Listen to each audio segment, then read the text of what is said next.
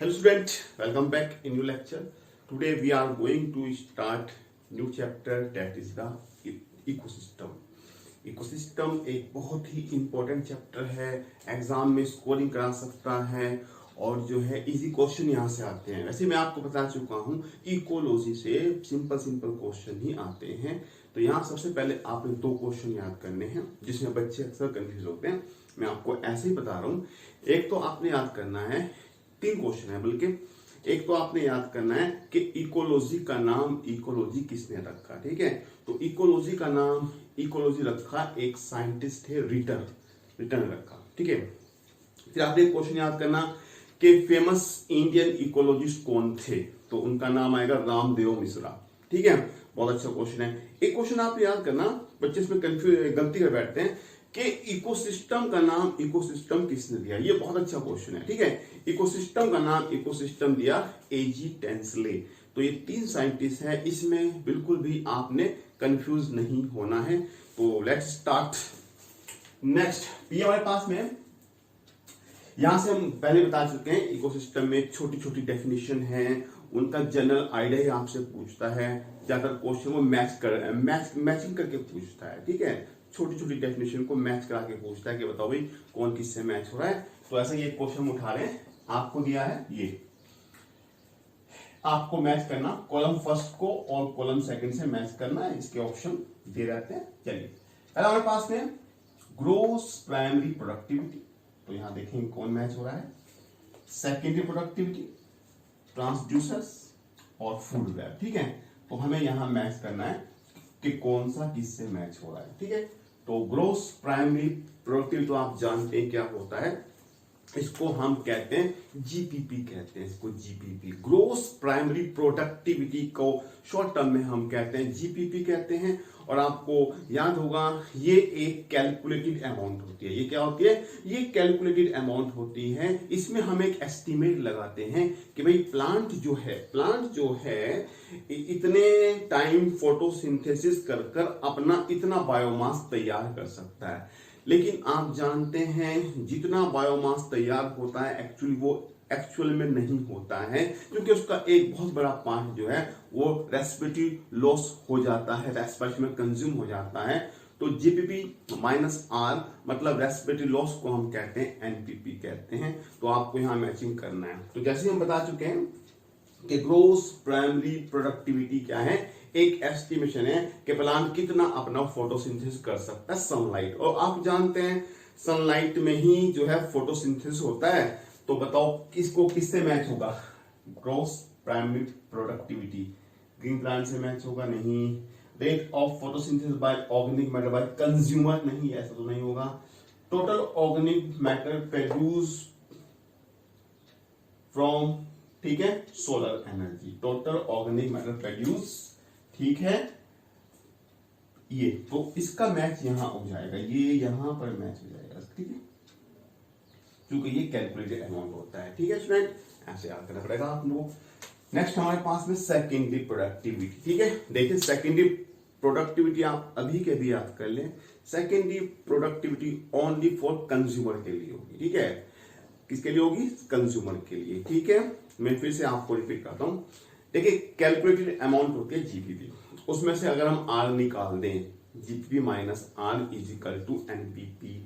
अब एनपीपी जो है वो उतना प्लांट अपना बायोमास बना सकता है, लेकिन जब इस प्लांट को कोई जो है एनिमल खाएगा तो उसको एनपीपी नहीं मिलेगा, क्योंकि उसका एक बहुत बड़ा पार्ट जो है वो डिस्ट्रॉय हो जाएगा। उसके बाद जितना एनपीपी का जो पार्ट बचेगा उसे कहेंगे सेकेंडरी प्रोडक्टिविटी। तो आपने इतना नहीं याद करना, आपने सिंपल याद करना सेकेंडरी प्रोडक्टिविटी कंज्यूमर के लिए है कि कंज्यूमर, देख ले कहां है ये, हाँ ये आ गया। Rate of photosynthesis of organic matter by consumer, तो यहां पे आ गया, ये यहां पर आ गया। ठीक है, ट्रांसड्यूसर बहुत इंपॉर्टेंट क्वेश्चन है भाई, ट्रांसड्यूसर। ठीक है, ट्रांसड्यूसर क्या होता है बहुत ध्यान से आपको सुनना पड़ेगा, यहाँ पर बच्चे गलती कर बैठते हैं। अच्छा ये तो जानते हैं प्रोड्यूसर क्या होता है, दुनिया के सारे प्लांट क्या होते हैं? प्रोड्यूसर्स होते हैं। क्योंकि वो क्या काम करते हैं बताइए? क्योंकि वो अपना फूड खुद तैयार कर सकते हैं with the help of the photosynthesis. और आप जानते हैं फोटोसिंथेसिस में कौन सी एनर्जी में चेंज हो जाती है, तो आप कहोगे सर लाइट एनर्जी जो है केमिकल एनर्जी में चेंज हो जाती है। तो इसीलिए आपने याद करना, प्रोड्यूसर का दूसरा नाम याद करना आपने ट्रांसड्यूसर, ठीक है। प्रोड्यूसर का दूसरा नाम transducer, because they change solar energy into chemical energy, ठीक है, एंड मैन्युफैक्चर फूड कार्बोहाइड्रेट। तो यहां बताइए किससे मैच होगा ये यहां ट्रांसड्यूसर किससे मैच हो जाएगा, ये ग्रीन प्लांट से मैच हो जाएगा, ठीक है। और ये तो कोई बता देगा। फूड वेब क्या होता है बेटा, फूड वेब क्या होता है, जब आपको पता है इकोसिस्टम में कभी भी एक सिंगल चेन फूड चेन नहीं चलती है, बल्कि हमेशा बहुत सारी फूड चेन एक साथ चलती हैं, और जिसमें क्या हो सकता है, एक इंडिविजुअल कई टॉपिक लेवल में आ सकता है, ठीक है। इससे क्या होता है, इससे एनर्जी का जो फ्लो है वो बेटर वे में होता है और एनिमल को चॉइस भी मिल जाती है। तो फूड वेब का मतलब क्या होगा बेटा, इंटरलॉकिंग पैटर्न, ठीक है। इंटरलॉकिंग पैटर्न का मतलब है फूड चेन यहां पर जो है इंटरलॉक हो जाती है, ठीक है। नेक्स्ट क्वेश्चन भी ऐसा ही है। नेक्स्ट क्वेश्चन हमने उठाया मैच द कॉलम। यहाँ है फ्रेगमेंटेशन, यहाँ है लीचिंग, यहाँ पर है कैटाबोलिज्म, यहाँ पर इसके ऑप्शन दे रखे हैं। तो ये बड़ा अच्छा क्वेश्चन है, आप समझ गए होंगे ये कहां से लिया गया है। आपने एक टॉपिक पढ़ा था प्रोसेस ऑफ डिकम्पोजिशन। डिकम्पोजिशन क्या होता है, डेड ऑर्गेनिक मैटर को बैक्टीरिया फंगस की हेल्प से छोटे छोटे जो है इनऑर्गेनिक सिंपल केमिकल में चेंज किया जाता है, इस बात को हम कहते हैं फ्रेगमेंटेशन। और आपने इसके वहां पर पांच स्टेप पढ़े थे, वो स्टेप भी बहुत इंपॉर्टेंट है, वो आपने याद करने। एक क्या था, फ्रेगमेंटेशन, एक था लीचिंग, एक था कैटाबोलिज्म, एक था ह्यूमिफिकेशन, और लास्ट में था मिनरलाइजेशन। ये 5 स्टेप भी आपने याद करने, और यहाँ छोटी छोटी डेफिनेशन आपने याद करनी। बताइए फ्रेगमेंटेशन क्या होता है। तो आप जानते हैं डेड ऑर्गेनिक मैटर को हम कहते हैं डेट्राइटस, और जो डेट्राइटस को जो खाएगा उसे कहेंगे डेट्रीवोर्स। अब डेट्रीवोर्स जब डेट्राइटस को खाएगा तो पहले उसके छोटे छोटे पार्ट करेगा, उसको छोटे छोटे फ्रेगमेंट में जो है तोड़ देगा। तो इसी बात को हम कहते हैं फ्रेगमेंटेशन। तो देख लीजिए है कोई ऑप्शन, है कोई ऑप्शन। हाँ ये तो यही मैच हो गया। फ्रेगमेंटेशन का मतलब है break down of detritus into smaller particles. तो ये आ गया, यहाँ पे आ गया। लीचिंग क्या होता है बेटा, लीचिंग आप जानते हैं, लीचिंग का मतलब होता है लीक होना। अब क्या होगा, इन फ्रेगमेंट जो टूट गए हैं, यहां से जो वाटर सोल्युबल न्यूट्रिएंट होते हैं वो ग्रेविटी की वजह से नीचे आ जाते हैं, और जो है प्रेसिपिटेट की फॉर्म में एक्यूमुलेट हो जाते हैं, जो प्लांट को नहीं मिलते हैं। तो है कोई ऐसा ऑप्शन, हाँ ये आ गया, precipitation of water soluble mineral as unavailable salt. तो ये तो इसी से मैच हो गया, ठीक है, ठीक है। और कैटाबोलिज्म तो खैर तो एक ही बचा है, मैच तो हो ही जाएगा, कोई बात नहीं, ठीक है। लेकिन चलो हम कैटाबोलिज्म पे आपको बताते हैं क्या होता है। अब यहाँ पर बैक्टीरिया और फंगस जो हैं, इस जो डेट्राइटस है उसके ऊपर एंजाइम निकालते हैं और उसको जो है डिग्रेड करना स्टार्ट कर देते हैं, ठीक है। तो इसको कहते हैं हम कैटाबोलिज्म। नेक्स्ट हमारे पास में होगा ह्यूमिफिकेशन, इसका मतलब होगा ह्यूमस का बनना, और उसके बाद में ह्यूमस से बहुत सारे मिनरल सॉइल के अंदर रिलीज हो जाएंगे, उसे कहेंगे हम मिनरलाइजेशन। तो यहाँ आपने अच्छे ढंग से करना है, सीक्वेंस एग्जाम में आ जाता है। Best question method, best type of pyramid which is always true. वो कह रहा है कि कोई ऐसा पिरामिड बता दो जिसमें फ्लक्चुएशन नहीं होता है, उसका कैरेक्टर हमेशा एक जैसा होता है। तो आप समझ के होंगे ये एक्चुअली क्या पूछना चाह रहा है। ये आपसे पूछना चाह रहा है कि ऐसा कौन सा पिरामिड है जिसको आप हमेशा ट्रू मान सकते हैं, मतलब उसकी प्रॉपर्टी में फ्लक्चुएशन नहीं होता। मतलब ये जानना चाह रहा है कि एक पिरामिड ऐसा है जो हमेशा हमेशा जो है वो अपराइट होता है, वो हमेशा सीधा होता है, ठीक है। Pyramid of energy, pyramid of number, पहले हम इसकी बात करते हैं। पिरामिड ऑफ नंबर में अलग अलग इकोसिस्टम में वेरिएशन आ सकती है, कहीं पर प्रोड्यूसर एक होगा, कहीं पर प्रोड्यूसर बहुत ज्यादा होंगे, तो यहाँ वैरायटी आ सकती है। पिरामिड ऑफ बायोमास में भी बेटा क्या है, बायोमास की जो वैल्यू है उसमें जो है चेंज आपको मिल सकता है।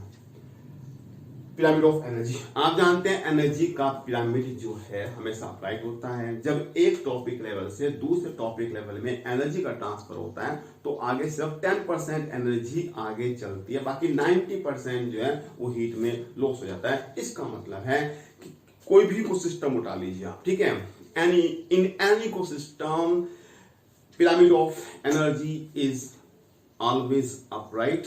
अपराइट का मतलब क्या है, जैसे जैसे हम टॉपिक लेवल की तरफ चलेंगे वैसे वैसे वैसे जो है एनर्जी का लॉस होना स्टार्ट हो जाएगा और लास्ट टॉपिक लेवल तक आते आते बहुत कम एनर्जी बचेगी। तो इस बात को हम कहते हैं अपराइट। तो एनर्जी का पिरामिड क्या होता है बेटा, हमेशा अपराइट। तो इसका आंसर ये आ गया।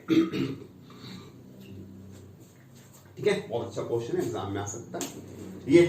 तो लास्ट ईयर क्वेश्चन है 19, बहुत अच्छा क्वेश्चन है मैम, ठीक है। Which of the following pyramid is generally inverted, कौन से पिरामिड इन्वर्टेड हैं, ये बिल्कुल आपने याद करना है, इसमें आपने सोचना नहीं है, बस ये आपके याद होना चाहिए। वहां इतना टाइम नहीं कि आप बैठ के सोचें, आपने याद करना है। दुनिया में 2 पिरामिड जो हैं इन्वर्टेड हैं, मतलब वहां पर जो है अगर हम नीचे से ऊपर की तरफ को चलते हैं, अगर हम प्रोड्यूसर से जो है कंज्यूमर की तरफ को चलेंगे तो वहां पर क्या होने वाला है, वहां पर जो है उसके नंबर जो है इंक्रीज होने वाले हैं, या तो नंबर इंक्रीज होंगे या फिर जो बायोमास वगैरह है वो इंक्रीज होगा। तो ये जो है उल्टा पिरामिड बनेगा, आपने याद करना। 2 पिरामिड जो है ऐसे हैं, एक कौन सा है, pyramid of number in grassland, ये तो नहीं है। पिरामिड ऑफ एनर्जी तो हो नहीं सकता। Pyramid of biomass in a forest, नहीं ये भी नहीं है। हाँ, पिरामिड ऑफ बायोमास इन ए सी, ये बेटा जो है उल्टा है, क्योंकि जो सी लेवल पर जो एल्गी वगैरह होते हैं ना, आपको पता है सी में फाइटोप्लैंक्टन एल्गी वगैरह होते हैं, उनका बायोमास थोड़ा कम होता है, ठीक है, बायोमास उनका थोड़ा कम होता है।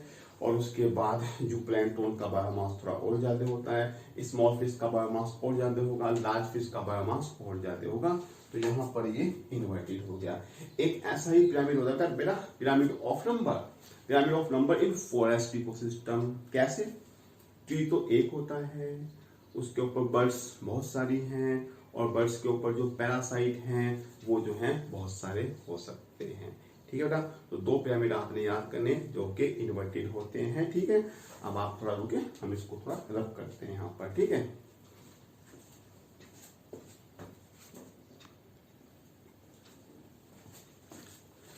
तो स्टूडेंट एक और क्वेश्चन करते हैं, ठीक है, ये है हमारे पास में। Consider the following statement concerning about food chain. Food chain के बारे में आपको 3 या 4 स्टेटमेंट दिए गए हैं। अब आपको ये पता लगाना है कि इसमें से कौन से 2 जो है राइट ऑप्शन है, ठीक है। देखते हैं कैसे, देखिए पहला पढ़ते हैं, removal of 80% tiger from an area resulted in greatly increased growth of vegetation। बताइए यह हो सकता है, नहीं हो सकता है? यानी कि हमने 80% टाइगर को हटा दिया एक एरिया से, तो वहां पर क्या है, वेजिटेशन की ग्रोथ ज्यादा होगी। बताइए हाँ या ना? नहीं, ये रॉन्ग है। जानते क्यों? ये तो रॉन्ग होगा, ये नहीं हो सकता, ठीक है। इसलिए नहीं हो सकता, अगर हम 80% टाइगर को वहां से हटा दें तो इसका मतलब जानते क्या होगा, डियर की पॉपुलेशन बहुत ज्यादा इंक्रीज हो जाएगी। और जब डियर की पॉपुलेशन बहुत ज्यादा इंक्रीज हो जाएगी ना, तो वो फिर क्या काम करेंगी, वो वेजिटेशन को ज्यादा खाना स्टार्ट कर देंगी, ग्रास प्लांट को ज्यादा खाना स्टार्ट कर देंगी, तो वहां पर तो वेजिटेशन की कमी आ जानी चाहिए ना। तो ये हमारा स्टेटमेंट रॉन्ग हो गया। Next, removal of most of the carnivores resulted in increase population of dear. हाँ ये ठीक है बेटा, ठीक है, ये तो आप जानते हैं भाई, कार्निवोर्स के को हम अगर किसी एरिया से निकाल दें तो वहां जो है डियर के नंबर बहुत ज्यादा इंक्रीज हो जाएंगे, ठीक है, ठीक है, ये तो ठीक हो गया, ठीक है। और अलग बात है आगे जाकर डियर में जो है आपस में कंपटीशन हो सकता है, वो एक बात की बात है, हालांकि वो स्टेज काफी लेट में आती है, ठीक है। तो इसका आंसर ये वाला सही है, तो बी सही है। देखते हैं, the length of food chain is generally limited to 4 trophic level due to energy loss. ठीक है, ये भी ठीक है, बी सी ठीक है यहाँ पर, ठीक है। आप जानते हैं जब फूड चेन में फूड का ट्रांसफर होता है एक टॉपिक लेवल से दूसरे टॉपिक लेवल में, तो सिर्फ 10% ही एनर्जी आगे जाती है, बाकी 90% तो हीट बन के लॉस हो जाती है। तो अगर किसी फूड चेन में ज्यादा टॉपिक लेवल होंगे तो लास्ट वाले इंडिविजुअल को कुछ भी एनर्जी नहीं बचने की। तो इसीलिए किसी भी फूड चेन में नेचर ने सिर्फ कितने लेवल बनाए हैं, 3 to 5 बनाए हैं, 3 to 4, 5 तक हम मान सकते हैं, 5 भी मान सकते हैं। तो ये दो ठीक है, एक ये लॉन्ग है। एक देखते हैं, the length of food chain में वेरी फ्रॉम 2 to 8, 2 से 8 टॉपिक लेवल तो स्टूडेंट बहुत ज्यादा हो जाएंगे, ठीक है। इतने ज्यादा टॉपिकल में क्या होने वाला है, बाद वाले जो है एनिमल्स जो हैं उनको एनर्जी नहीं मिल पाएगी, तो ये भी रॉन्ग है, ठीक है। तो इसमें बी और सी ठीक आ रहे हैं, ए और डी हैं वो रॉन्ग आ रहे हैं, ठीक है। तो इस तरीके से हम कर सकते हैं। एक ऐसी क्वेश्चन दिया गया आपको यहाँ ऑर्गेनिज्म दिया है, ये टॉपिक लेवल है इसका, ये फूड चेन है, और यहाँ आपको फिल्स करना कि यहाँ ए क्या आएगा, यहाँ बी क्या आएगा और यहाँ सी क्या आएगा, ये हम यहाँ लिख के बताना हमने, ठीक है। तो बताओ क्या होगा बेटा, ठीक है। करो इस क्वेश्चन को, सोल्व करो आप, ठीक है, फिर मैं आता हूँ, ठीक है। पहले आप सोल्व करें इस क्वेश्चन को, करो। देखिए ये ऑर्गेनिज्म ईगल है, तो इसका टॉपिक लेवल क्या होगा, ठीक है। टॉपिक लेवल का मतलब है क्या ये प्रोड्यूसर होगा, क्या ये प्राइमरी कंज्यूमर होगा, क्या ये सेकेंडरी कंज्यूमर होगा, या फिर ये टॉप जो है टॉप कंज्यूमर या टॉप कार्निवर्स होगा, बताइए। ईगल, अगर आपके थोड़ी सी फूड चेन याद है तो आपको पता होगा ईगल और लायंस लास्ट में ही आते हैं, जिनको कोई नहीं खाता, ठीक है। तो ये क्या हो जाएगा, तो ए क्या हो गया बेटा, ए हो गया, ये हो गया यहाँ पर टॉप कार्निवर्स, तो ए क्या हो गया यहाँ पर टॉप कार्निवर्स हो गया, ठीक है।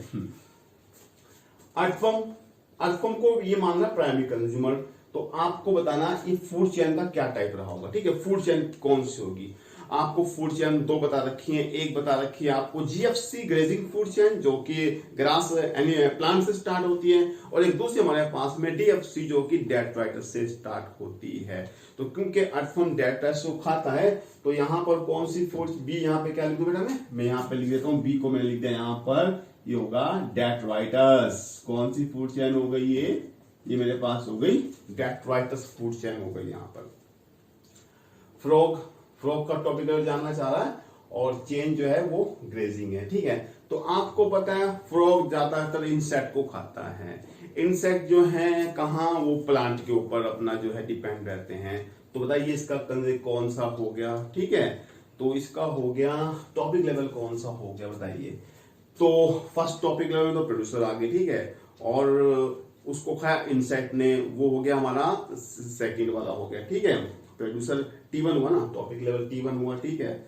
फिर ये तो ये हमारे पास में क्या हो बताओ, तो सी यहाँ पर हो गया बेटा सेकेंडरी कंज्यूमर, क्या हो गया यहाँ पर, सी यहाँ पर हो गया ये सेकेंडरी कंज्यूमर।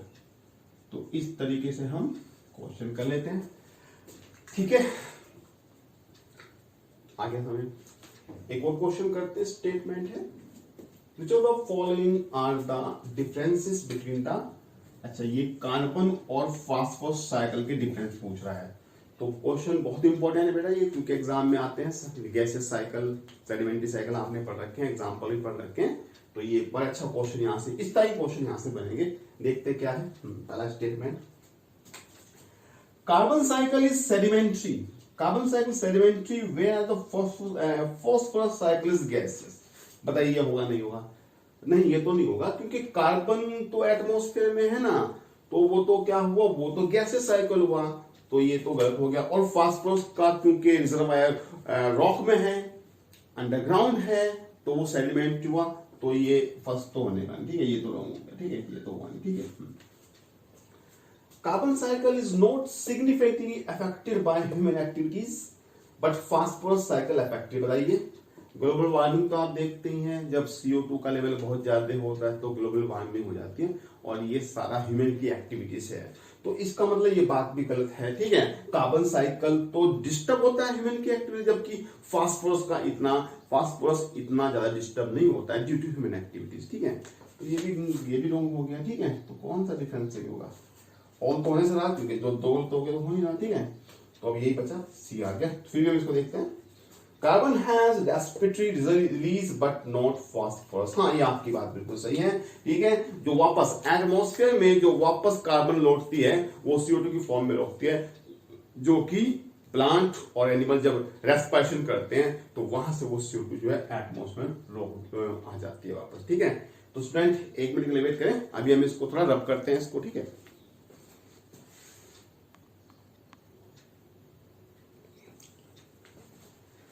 तो नेक्स्ट क्वेश्चन है हमारे पास में, what could be the true about certain organism of different level in given pyramid.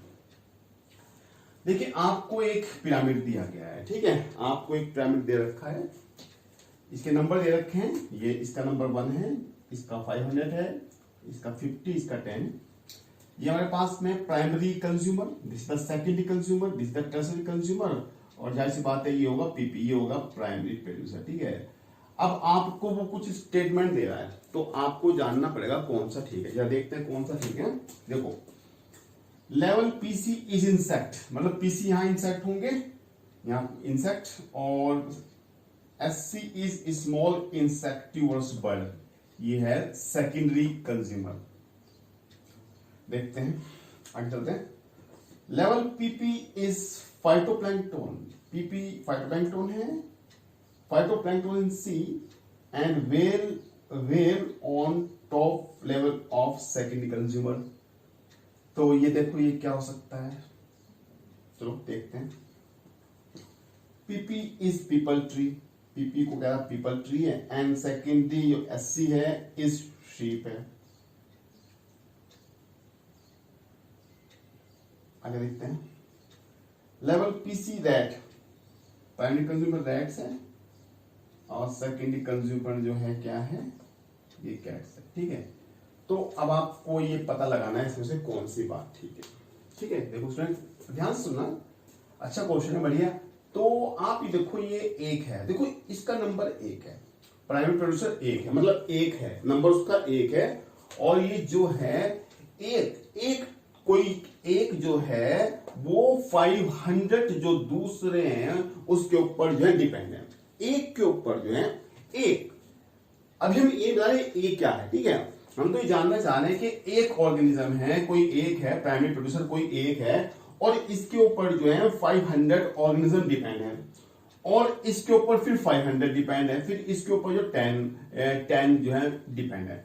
तो अगर आप जरा जो गौर से देखोगे, इसको जरा सोचने की कोशिश करोगे, तो कहीं आपको दिखाई देता है कि जहां पर जो है, जहां पर एक कोई एक जो है बहुत सारे को फूड दे रहा है, तो ऐसा एक ही हो सकता है, ठीक है।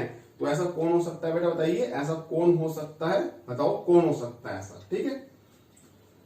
तो ऐसा अगर आप सोच के देखेंगे तो ऐसा एक ही हो सकता है, ऐसा हो सकता है कोई ट्री ही ऐसा है, एक अकेला ट्री जो है वो बहुत सारे, जैसे इंसेक्ट हुए, वो बहुत सारे इंसेक्ट को फूड दे सकता है। तो अगर हम इसको रफली मान लेंगे ट्री, इसको अगर हम मान लें ट्री, ये ट्री है, ठीक है, ये ट्री मान लिया हमने इसको, ठीक है। और ट्री के ऊपर इंसेक्ट, इसको हमने मान लिया इंसेक्ट, और इसको मान लिया हमने बर्ड्स मान लिया जो इनको खाती होंगी, और इसको मान लिया हमने इसको हमने मान लिया ये कार्निवोरस बर्ड्स जो थोड़ी कम होती है, इसको मान लिया हमने कार्निवोरस बर्ड्स मान लिया। तो इतना मानने पर यहां पर सेटिस्फैक्शन हमें हो रहा है। अब देखते हैं इसके बेस पे कौन सा ठीक हो सकता है, चलिए देखते हैं।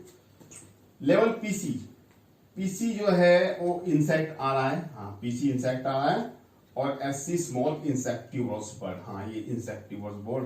तो ये हमारे पास में यही ऑप्शन हमारा ठीक बनना है। हालांकि हम और भी देखते हैं। PP फाइटोप्लैंक्टन है, ठीक है, सी एंड वेल, ठीक है, and well on top level of, ये नहीं, ये नहीं बनेगा बेटा, ठीक है, क्योंकि ये नहीं बनेगा, ठीक है। वेल तो काफी ज्यादा होती है ना, वेल तो ये नहीं होगा, ठीक है, क्योंकि यहां फिर उसने और कुछ नहीं दिया। PP इज पीपल ट्री, एक पीपल ट्री है, और जो है ये पीपल ट्री तो मान ले, लेकिन सेकेंडरी कंज्यूमर नहीं हो सकती, क्योंकि जो शीप है वो तो प्राइमरी कंज्यूमर है ना, ये नहीं हो सकता।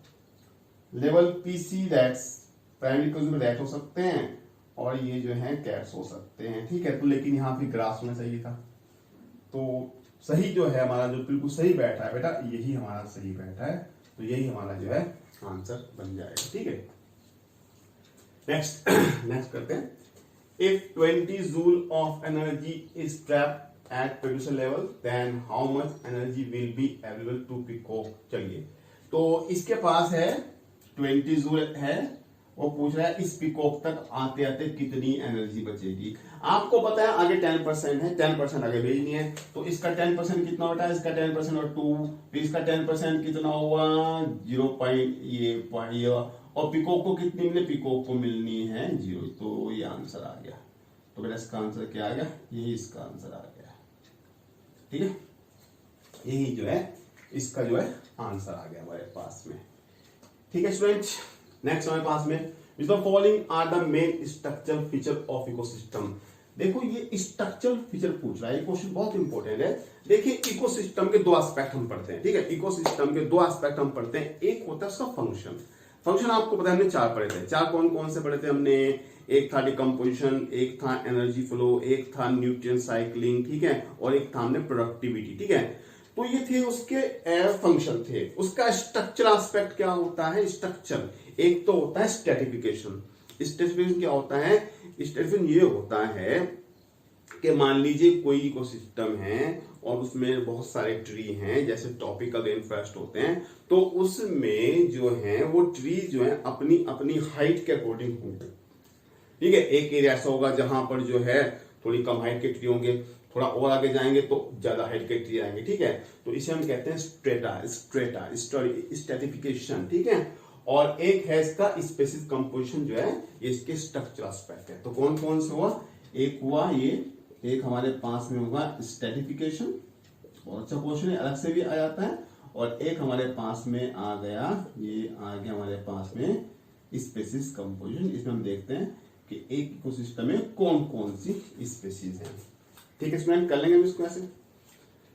नेक्स्ट करते हैं, in an aquatic ecosystem the organism present at the trophic level equivalent to cow in grassland.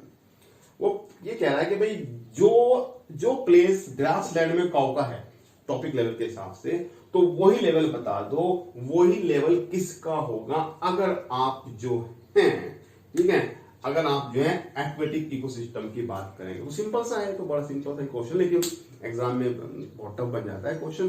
तो काउ आ गई हमारी प्राइमरी कंज्यूमर, तो सी में या पानी वाले इकोसिस्टम में जो है प्राइमरी कंज्यूमर कौन होता है, कंज्यूमर वो होता है जूप्लैंक्टन, ठीक है। फाइटोप्लैंक्टन तो प्रोड्यूसर हुआ, जूप्लैंक्टन क्या हुआ, प्राइमरी कंज्यूमर है कोई आंसर, तो ये हमारा इसका। तो ठीक है स्टूडेंट, इस लेक्चर में इतना ही करेंगे अभी। इसके लिए क्योंकि चैप्टर थोड़ा बड़ा है ये, इसके लिए हमें एक लेक्चर और लेना पड़ेगा, ठीक है। तो अभी आप इसको करें, ठीक है। मिलते हैं आपसे एक नई वीडियो में, ठीक है। तब तक के लिए थैंक यू, ठीक है, एंड गुड बाय।